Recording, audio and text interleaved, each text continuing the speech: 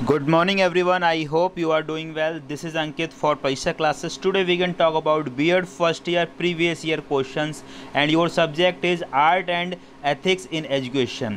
शिक्षा में कला एवं सौंदर्य शास्त्र की आज हमारी दूसरी क्लास गाइस स्टार्ट होने वाली है। तो जितने भी कैंडिडेट्स हमारे साथ जुड़े हैं एक बार वीडियो को सभी लोग दबा के शेयर कर दीजिए और वीडियो अच्छी लगे तो वीडियो को लाइक कर दीजिएगा। चैनल पे फर्स्ट टाइम विजिट कर रहे हैं चैनल को सब्सक्राइब करके बेल आइकन जरूर प्रेस करिएगा। तो चलिए गाइस विदाउट टाइम वेस्ट कर दो चीज़ें को शुरू करते हैं। क्लास को शुरू करने से पहले मैं आपको बता देता हूं कि ये आपकी सेकंड क्लास है। लास्ट वीडियो में हमने 25 क्वेश्चंस कंप्लीट करे थे और 25 क्वेश्चन को मैंने होमवर्क में दिया था आपको करने के लिए। उससे पहले गाइस आप सभी को बता देते हैं कि आपका पेड कोर्स चल रहा है। जो पेड कोर्स में आपको एनरोलमेंट करना है तो उसके लिए बहुत बेहतरीन ऑफर चल रहा है। उस ऑफर को देख लीजिए, उसके बाद फिर हम क्लास को स्टार्ट करते हैं। तो गाइस जितने भी कैंडिडेट्स हैं जो B.Ed फर्स्ट ईयर जिनका भी है उन सभी को मालूम है, उन सभी के लिए पेड क्लास चल रही है जिसमें आपको क्या क्या फैसिलिटीज़ मिलने वाली है। और ये स्पेशल ऑफर आपके लिए चल रहा है B.Ed फर्स्ट ईयर के लिए 50% ऑफ है आपको इस ऑफ़र में। तो ध्यान रखिएगा, जल्दी से जल्दी एनरोलमेंट कर लीजिएगा और इस अगस्त के लास्ट तक आप लोग इसमें एनरोलमेंट कर लीजिएगा। अदरवाइज़ ये जो कोर्स है वो क्लोज़ हो जाएगा, यानी कि ये ऑफ़र भी क्लोज़ हो जाएगा, साथ ही साथ इस कोर्स में एनरोलमेंट भी बंद हो जाएगा। अब कोर्स को 50% आपको मिल रहा है जिसमें आपको जो कोर्स की चार्ज रहने वाले सिर्फ और सिर्फ 999 रुपीज़ हैं। बाकी कोर्स के बारे में कुछ भी चीज़ें जानने के लिए जो हमने कॉन्टैक्ट नंबर आपको दे रखा है तो इस कॉन्टैक्ट नंबर पर आप हमें कॉल कर सकते हैं, ठीक है। अदरवाइज़ मैसेज कर सकते हैं। कई बार टेक्निकल टीम थोड़ा सा बिजी होती है तो आप अपना मैसेज जो है व्हाट्सएप पे छोड़ दीजिएगा तो वहाँ से टेक्निकल टीम आपको दे देगी। बाकी इस कोर्स के बारे में एक बार देख लेते हैं कि क्या क्या फैसिलिटीज़ आपको इसमें मिलने वाली हैं। तो गाइस ये B.Ed फर्स्ट ईयर का आपका मास्टर बैच है तो इसकी कॉस्ट आपको बता दी हमने 999 रुपीज़ है। सिर्फ और सिर्फ 30 अगस्त तक आप इसमें एनरोलमेंट कर सकते हैं। क्या क्या फैसिलिटीज़ मिलेंगी आपको, लाइव क्लासेस मिल जाएंगे, PDF नोट्स मिल जाएंगे जो अगर आप लाइव क्लास नहीं अटेंड कर पाते हैं तो आपको रिकॉर्डेड वीडियोज़ मिल जाएंगे। साथ ही साथ आपको जो भी डाउट सेशन होता है इसमें पर्सनली डाउट सेशन होता है एक व्यक्ति का, जो भी आपका डाउट होता है आपको टाइम दे दिया जाता है और हमारे टीचर जो है वो आपका डाउट ले लेता है। साथ ही साथ आपको इसमें इंपॉर्टेंट क्वेश्चन मिलने वाले हैं, प्रीवियस ईयर क्वेश्चंस मिलने वाले हैं, ठीक है। तो ये सारी की सारी चीज़ें आपको मिल जाएगी। बाकी किसी मोर अपडेट्स के लिए आप लोग अपना टेलीग्राम चैनल को ज्वाइन कर सकते हैं। सभी चीज़ों का जो लिंक है गाइस वो डिस्क्रिप्शन में दे रखा है। खासकर व्हाट्सएप ग्रुप को सभी के सभी कैंडिडेट ज्वाइन कर लीजिएगा क्योंकि जितने भी कैंडिडेट्स हैं जैसे कोई आपके एग्जाम से रिलेटेड कोई भी अपडेट आती है, कोई भी नोटिस आता है तुरंत आपको वहाँ से अपडेट किया जाता है। साथ ही साथ क्लास से रिगार्डेड जितनी भी वीडियोज़ होती हैं वो आपको टेलीग्राम ग्रुप पे, साथ ही साथ व्हाट्सएप ग्रुप पे और पर्सनली जो अगर बात करनी है मेरे से देन आपको इंस्टाग्राम पे फॉलो करना पड़ेगा और वहाँ पे अपना मैसेज छोड़ दीजिएगा तो मैं वहाँ पे आपका सारी की सारी जो भी डाउट्स होते हैं वो क्लियर कर देता हूँ। क्योंकि गाइस होता क्या है जो हमारा व्हाट्सएप पे होता है तो काफ़ी सारी टेक्निकल टीम थोड़ा सा बिजी रहती है, इस वजह थोड़ा सा दिक्कत हो जाती है। अदरवाइज़ सभी के जवाब देने की पूरी कोशिश करते हैं। बाकी में भी जितने आप लोगों के कमेंट्स आते हैं कमेंट्स का भी पूरा का पूरा सारा का सारा जवाब दिया जाता है। इसी के साथ गाइस चलिए शुरू करते हैं आपकी क्लास। तो गाइस लास्ट वीडियो में हमने 25 क्वेश्चन देख लिए थे और ये जो क्लास आपकी है कोई भी यूनिवर्सिटी जो है वो उसको ले सकता है। जो आपका सब्जेक्ट है art and ethics in education, शिक्षा में कला एवं सौंदर्य शास्त्र, ठीक है। तो इसमें काफ़ी सारी चीज़ें बता दी थी मैंने, ठीक है। तो इसमें 25 क्वेश्चन पे हम लोग आ चुके थे। शुरुआत में ये सिलेबस है तो इसको एक बार आप लोग देख लीजिएगा, इतना चीज़ें आपको पढ़नी है इसमें।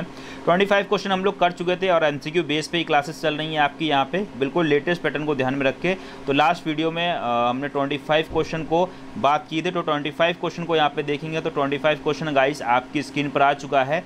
तो जितने भी कैंडिडेट्स वीडियो को देख रहे हैं उन सभी को मैं एक बार यहाँ पर बोल देता हूँ कि वीडियो को देखने से पहले जब भी कभी जो भी क्वेश्चन आता है तो आपको वीडियो को पॉज करना है, क्वेश्चन को खुद से रीड करना है, ऑप्शन देखने हैं कि आपके रिगार्डिंग कौन सा ऑप्शन सही होना चाहिए, वो ऑप्शन आपको अपनी नोटबुक में लिख लेना है। देन आपको देखना है कि कौन सा आंसर हमने ठीक किया है कौन सा नहीं। तो इससे क्या होता है एक प्रैक्टिस भी होती रहती है साथ ही साथ कि एक अंदाज़ा लगाना है एग्जाम में तो किस तरीके से आप लगा सकते हैं, ठीक है। तो 25 क्वेश्चन में मैंने जैसे कि बात करी थी, कहा गया है कला शब्द में कौन सा विषय वर्ग सम्मिलित होता है, यानी कि क्या कौन सा विषय वर्ग, यानी कला जो शब्द इसमें कौन कौन से सब्जेक्ट आ जाते हैं, कौन कौन से विषय आते हैं। सिंपल शब्दों में ये पूछा है। ललित कलाएं आती हैं, दृश्य कलाएं आती हैं, सजावटी कलाएं आती हैं, उपयुक्त सभी, यानी कि ये सारी की सारी कलाएं आ जाती हैं। तो उसका राइट आंसर की बात करता हूँ तो ऑप्शन डी आपका राइट आंसर हो जाएगा। इसमें ये जो ललित कलाएं होती हैं, दृश्य कलाएं होती हैं और सजावटी कलाएं होती हैं, ये सारी की सारी कला के अंदर ही आता है। कला का मतलब क्या होता है, यानी कि आर्ट, आपके अंदर क्या क्या चीज़ें हैं उसके बारे में बात करी जा रही है। और कला कई तरीके से, सिर्फ आर्ट ही कला नहीं होती है, किसी को डांस करने की कला होती है, किसी को गाना गाने की कला होती है, किसी को पढ़ने की कला, किसी की हैंड राइटिंग अच्छी होती है तो वो भी उसकी एक कला है, ठीक है। किसी को इंटरेक्ट करना यानी किसी से बात करना, किसी को बात करके प्रभावित कर देना, तो ये भी एक तरीके की कला। तो ये सारी की सारी कला में आती है, ध्यान रखें। तो यही बात करी गई है इस क्वेश्चन में। इसी के साथ आगे बढ़ते हैं। क्वेश्चन 26 आपकी स्क्रीन पर आ चुका है, जल्दी से बताइए इसका आंसर आपके रिगार्डिंग क्या होना चाहिए। तो गाइस क्वेश्चन 26 में हमसे पूछा गया है कि कौन से कलाकार के दुष्यंत एवं शकुंतला तथा नल एवं दमयंती को पेंटिंग बनाई है, यानी कि कौन से कलाकार ने दुष्यंत और शकुंतला तथा नल एवं दमयंती की पेंटिंग बनाई है। तो इनमें से किस ने इनकी पेंटिंग बनाई, ये हमसे पूछा गया है। ऑप्शन पहला है MS हुसैन, दूसरा है अमृत शेरगिल, तीसरा ऑप्शन है राजा रवि वर्मा, चौथा ऑप्शन है राहुल डूफी। तो इसका राइट आंसर की जो अगर बात करता हूँ तो ध्यान रखिए, अमृत शेरगिल इन्होंने ये पेंटिंग बनाई है। कौन सी, किसकी बनाई है, पूछा गया कौन सा कलाकार ने दुष्यंत एवं शकुंतला तथा नल एवं दमयंती की पेंटिंग बनाई है, अमृता शेरगिल ने, ठीक है। तो ऑप्शन बी आपका बिल्कुल राइट आंसर हो जाएगा। इसी के साथ आगे बढ़ते हैं, क्वेश्चन 27 की बात करते हैं। क्वेश्चन 27 हमसे पूछा गया है, बिहार की लोक पेंटिंग को जाना जाता है, यानी कि बिहार की जो लोक पेंटिंग है उसको जाना जाता है, उसको क्या कहा जाता है। पहला ऑप्शन आपके पास यहाँ पे आता है मिनिएचर पेंटिंग, दूसरा है पटचित्र, तीसरा है मधुबनी पेंटिंग, चौथा ऑप्शन है बाटिक पेंटिंग। तो इसका राइट आंसर की जो मैं बात करता हूं तो मधुबनी पेंटिंग आपका इसमें राइट हो जाएगा। अब गाइस इन क्वेश्चंस को काफ़ी लोग पहली बार पढ़ रहे होंगे, तो गाइस सभी से यही कहूँगा, जो अगर क्वेश्चन आपको याद नहीं होते तो वीडियो को कम से कम 3 बार देखिए। 3 बार जब वीडियो को देखेंगे तो ऑटोमेटिक जब चीज़ें सुनते हैं और देखते हैं, और तीसरा काम जो अगर आप कर रहे हैं साथ ही साथ नोट डाउन भी कर रहे हैं, चीज़ों को लिख रहे हैं, तो यहाँ पे हमारी 3 इंद्रियां काम करती हैं, 3 सेंसेस काम करते हैं। तो चीज़ें जो होती हैं वो याद करने में, या बोल सकते हैं कि कॉन्शियस से सबकॉन्शियस माइंड में जाने के ज़्यादा चांसेस बढ़ जाते हैं। तो यहाँ पे आपका ऑप्शन सी हो जाएगा, ठीक है। इसी के साथ आगे बढ़ते हैं, क्वेश्चन 28 पे बात करते हैं। क्वेश्चन 28 में हमसे पूछा गया है, किस राज्य में मिनिएचर पेंटिंग प्रसिद्ध है। कहा गया है किस राज्य में मिनिएचर पेंटिंग प्रसिद्ध है। पहला मध्य प्रदेश, दूसरा राजस्थान, तीसरा महाराष्ट्र, चौथा हरियाणा, ठीक है। तो ध्यान रखिएगा, मिनिएचर पेंटिंग जो प्रसिद्ध है वो राजस्थान में प्रसिद्ध है, यानी कि ऑप्शन बी आपका बिल्कुल राइट आंसर हो जाएगा। इसी के साथ आगे बढ़ते हैं, क्वेश्चन 29 को देखते हैं, ठीक है। और यहाँ पे हम लोग एटलीस्ट 25 क्वेश्चन कवर करेंगे। तो 29 क्वेश्चन में कहा गया है कि कला में, थोड़ा छोटा कर देते हैं ताकि सारे ऑप्शन आपको विजुअल हो जाए। यहाँ पे चलिए, यहाँ पे हो गए होंगे। यहाँ पे बात करी गई है कला में विषय वर्ग सम्मिलित हैं, ठीक है, वही बात करी गई। पहला वाला जो हम लोग 25 वाला कर रहा था उसी से रिलेटेड ही है। पहला है ललित कलाएं, दूसरा दृश्य कलाएं, तीसरा सजावटी कलाएं, चौथा उपयुक्त सभी। तो सिंपल सा मैंने आपको बताया कि कला क्या कहा गया, कला में विषय वर्ग, यानी कि कौन कौन से सब्जेक्ट होते हैं कला में। कला में जितनी भी हमारी आर्ट्स होती हैं, वो जितनी भी हमारे अंदर खासियतें होती हैं, वो सारी की सारी कला में आती हैं, यानी कि ऑप्शन डी जो है आपका बिल्कुल राइट आंसर हो जाए। यानी कि सारी की सारी जो कलाएं होती हैं वो कला के विषय में आती हैं, यानी कि सभी के सभी विषय हैं किसके, कला के। इसी के साथ आगे बढ़ते हैं, क्वेश्चन 30 पे आ चुके हैं। प्रश्न 30 का आंसर आपके रिगार्डिंग क्या होना चाहिए, कमेंट करके जरूर बताइए, ठीक है। 30 की बात करते हैं। 30 में कहा गया, ईसाइयों द्वारा क्रिसमस त्यौहार किस तिथि को मनाया जाता है। बहुत फेमस त्यौहार है, सभी को मालूम है। क्रिसमस डे कब मनाया जाता है ये पूछा गया है। तो ध्यान रखिएगा, दिसंबर में मनाया जाता है। और कौन सी डेट को मनाया जाता है, तो इसको मनाया जाता है 25 दिसंबर को, ठीक है। कब मनाया जाता है, 25 दिसंबर को क्या मनाया जाता है, क्रिसमस डे मनाया जाता है, जिसको क्रिसमस त्यौहार बोल देते हैं हिंदी में। आगे बात करते हैं 31 में बात करी गई है, गुरु पर्व त्यौहार मनाया जाता है। हिंदू का मतलब पूछा गया, मनाया जाता है, हिंदू मनाते हैं, मुसलमान मनाते हैं, सिख मनाते हैं, बौद्ध मनाते हैं। तो ध्यान रखिएगा, यह जो गुरु पर्व त्यौहार जो होता है वो सिख मनाते हैं। मेन जो त्यौहार है किसका है, सिख मनाते हैं। आजकल तो सभी लोग एक दूसरे का त्यौहार मनाने लगे हैं, लेकिन जो ऑथेंटिक है वो ध्यान रखिएगा सिख मनाते हैं गुरु पर्व, ठीक है। इसी के साथ आगे बढ़ते हैं, क्वेश्चन 32 की बात करते हैं। 32 में कहा गया, बसंत पंचमी त्यौहार मनाया जाता है। बसंत पंचमी त्यौहार मनाया जाता है हिंदुओं द्वारा, मुसलमान द्वारा, सिखों द्वारा, बौद्ध द्वारा। तो यार ये बेसिक से क्वेश्चन है, मेरे ख्याल से यहाँ पे किसी का भी गलत नहीं होना चाहिए, क्योंकि ये क्वेश्चन किसके? हिंदुओं द्वारा मनाया जाता है बसंत पंचमी। ठीक है, आगे बढ़ते हैं। क्वेश्चन 33 पे आ चुका है। मुसलमानों का त्यौहार है, पूछा गया है कि मुस्लिम जो समुदाय है हमारे भारत देश में, इसमें इनका कौन सा त्यौहार है? ईद उल फितर, दूसरा है ईद उल जुहा, तीसरा है मुहर्रम, चौथा है उपरोक्त सभी। तो गाइज यहाँ पे ये जितने भी ऑप्शन है ये सारे के सारे मुस्लिम कम्युनिटी मनाती है। तो 33 का ऑप्शन डी जो है आपका बिल्कुल राइट आंसर हो जाएगा। ठीक है, अब गाइस वीडियो अच्छी लग रही हो तो वीडियो को लाइक ज़रूर कर दीजिएगा। बाकी कोई डाउट हो, कोई क्वेरी हो तो आप कमेंट करके पूछ सकते हैं। बाकी कोई सजेशन हो तो देन आप सजेशन भी सजेस्ट कर सकते हैं। ठीक है, इसी के साथ आगे बढ़ते हैं। क्वेश्चन 34 की बात करते हैं। 34 में हमसे कहा गया है क्रिसमस त्यौहार है हिंदुओं का, मुसलमानों का, ईसाइयों का, सिखों का। तो सभी को मालूम है कि जो क्रिसमस त्यौहार है वो किसका है, कौन मनाते हैं? तो ये ईसाइयों का त्यौहार है, क्योंकि ये एक ही त्यौहार मनाते हैं ईसाई। चलिए आगे बढ़ते हैं। क्वेश्चन 35 की बात करते हैं। 35 में हमसे पूछा गया है, ठीक है, एक ऑप्शन, इसमें 3 ही ऑप्शन है। इसमें कहा गया है हमसे हिंदुओं का त्यौहार है नागपंचमी, ईद उल फितर या बुद्ध जयंती। थोड़ा सा वो हो गया, ठीक है, बुद्ध जयंती बोलते हैं, बौद्ध जयंती बोलते हैं। तो 35 का आंसर आपके रिगार्डिंग कौन सा होना चाहिए? तो गाइस नागपंचमी जो है कौन मनाते हैं? हिंदू मनाते हैं, यानी कि हिंदुओं का त्यौहार है। आगे बढ़ते हैं। 36 में पूछा गया प्रसिद्ध सितार वादक रविशंकर का जन्म कहाँ हुआ था? मतलब कब और कहाँ हुआ था ये पूछा गया, यानी कि डेट भी पूछी गई है, सन भी पूछा गया है, और इनका जिला या स्टेट जो होता है वो भी पूछा गया। वैसे जिलों के नाम दिए हुए तो जिला पूछा गया यहाँ पे।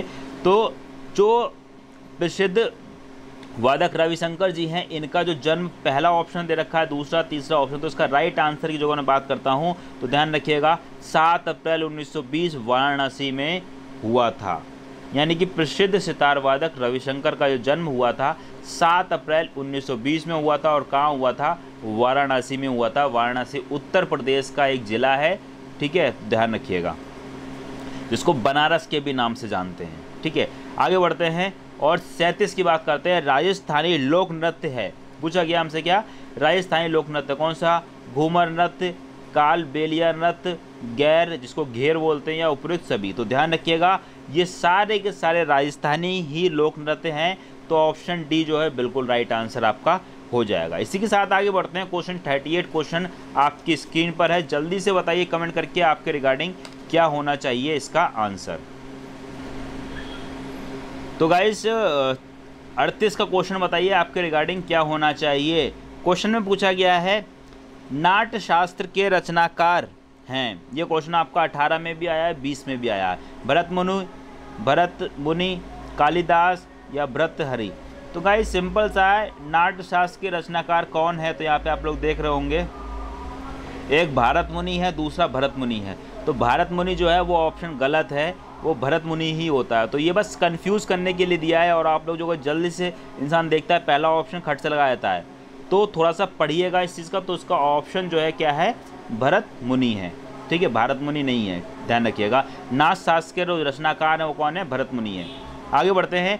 क्वेश्चन 39 बहुत बढ़िया, बहुत फेमस, ये क्वेश्चन हर जगह आता है, आपको कॉम्पिटिशन एग्जाम में भी ये देखने को मिला होगा। कोणार्क सूर्य मंदिर स्थित है, ये 18 में भी पूछा गया है और आपका 20 में भी पूछा गया है। तो कोणार्क सूर्य मंदिर जो स्थित है वो कहाँ स्थित है? तो ध्यान रखिएगा उड़ीसा में स्थित है। ठीक है, और ये किसके लिए प्रसिद्ध है? सूर्य देवता के लिए प्रसिद्ध है। आगे बढ़ते हैं। क्वेश्चन 40 पे आ चुके हैं। 40 में पूछा गया भारत में कितने महाज्योतिर्लिंग हैं? भारत में कितने महाज्योतिर्लिंग हैं? 17 में पूछा गया, 2019 में पूछा गया है, और अब 22 में पूछने के चांसेस हैं। तो यहाँ पे कुछ ऑप्शन यहाँ पे गायब हो गए हैं, कोई दिक्कत नहीं है। पहला ऑप्शन जो है वो आपका यहाँ पे 12 है, दूसरा ऑप्शन यहाँ पे 10 है, तीसरा ऑप्शन आप लोग यहाँ पे लिख सकते हैं, तीसरा ऑप्शन आपका यहाँ पे हो जाएगा, एक सेकंड सी डालता हूँ मैं,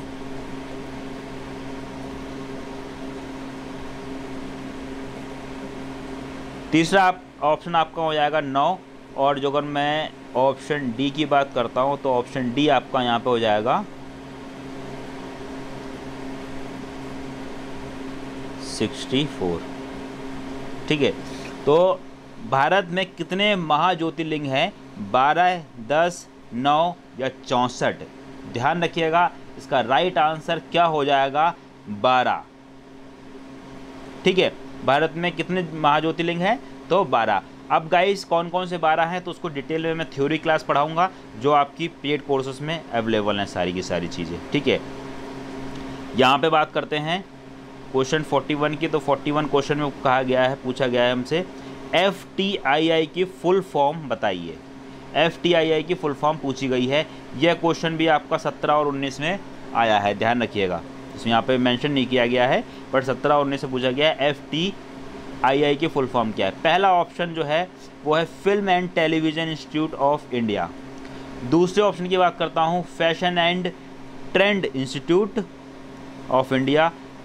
तीसरे की बात करता हूँ foreign trade institute of India. चौथा इनमें से कोई नहीं। तो ध्यान रखिए FTTI जो है film and television institute of India, यानी कि ऑप्शन ए जो है बिल्कुल राइट हो जाएगा। इसको 3 से 4 बार पढ़ेंगे तो अपने आप चीज़ें याद हो जाएंगी। क्या यहीं पे आप 2-2 3-3 बार इस चीज़ को रिपीट कर दीजिए, film and television institute of India, film and television institute of India, film and television institute of India. तो FTII की फुल फॉर्म, F से फिल्म, T से टेलीविज़न, I से इंस्टीट्यूट और देन लास्ट वाले I से इंस्टीट्यूट। बस इसको लिखने का तरीका है film and television institute of India. तो FTII की फुल फॉर्म क्या है, ध्यान रखिएगा।